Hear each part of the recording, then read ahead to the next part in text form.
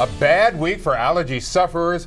Beautiful outside, but tree pollen is out of control. Largely in part because oak pollen levels are so high. Stephanie Whitfield has more on why some doctors say allergy season seems to be getting worse.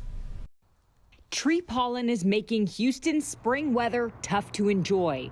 The proof is on the ground and covering our cars. Yes, patients are really complaining and coming in. The visits are up for just allergies, and we're expecting kind of worse and worse seasons as we go forward. Dr. Omar Ahmed with Houston Methodist says his office has noticed allergy seasons are starting earlier and lasting longer. With global climate change here, we're seeing warmer temperatures, longer growing seasons, so longer seasons for pollen to be in the environments. COVID-19 may be another reason allergy sufferers may feel worse this spring.